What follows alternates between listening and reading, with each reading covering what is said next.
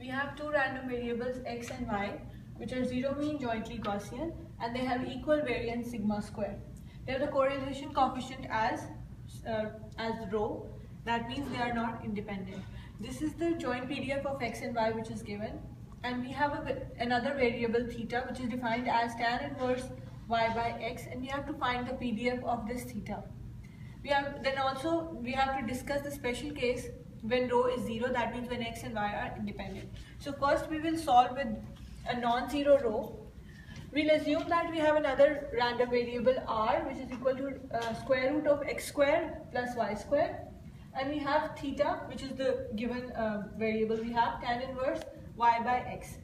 So now we know that this is actually the magnitude of the resultant of x and y, and this is the angle between x and y.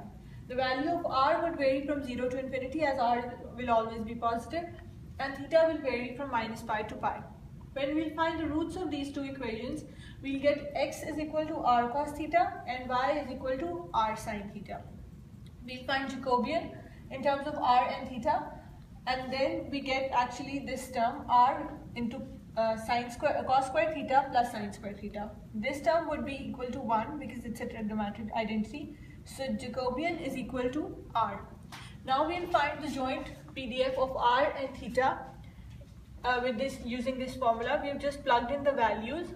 This is Jacobian, and in other term we have replaced x and y with r sin theta and r cos theta. Here in this term, in the power of exponential, we have two trigonometric identities. One is cos square theta plus sin square theta, which equals 1.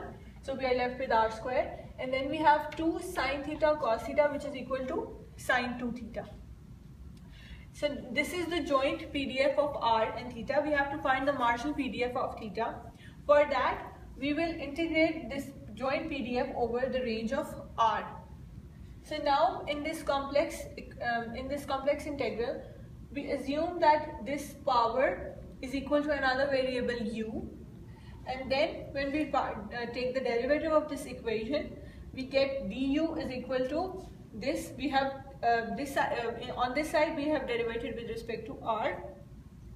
So now we have r dr as sigma square 1 minus rho square over 1 minus rho sin 2 theta into du.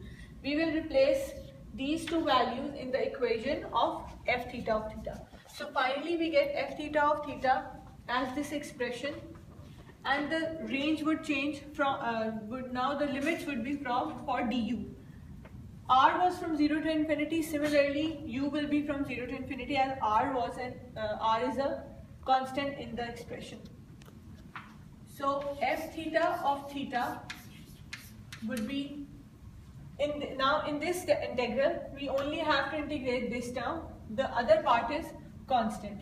So we get sigma square 1 minus rho square by 2 pi sigma square 1 minus rho square under root 1 by 1 minus rho sin 2 theta, integral from 0 to infinity e minus u du. Now this integral is always equal to 1 when we apply the limits from 0 to infinity. So we are left with this part. Sigma will be cancelled out, and 1 minus rho square will also be reduced to half of power.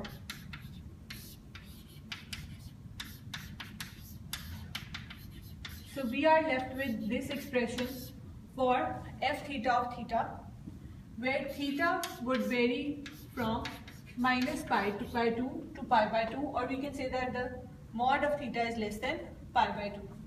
Now we were given a special case when x and y are independent. That means when rho is equal to 0, that means x and y are independent. When x and y are independent, then f theta of theta would be simply equal to 1 over 2 pi. The rho factor will be eliminated, and now in this case the range of theta would be from minus pi to pi. If you want to plot this, we just have a simple uniform distribution which varies from minus pi to pi, and the height is 1/2 pi.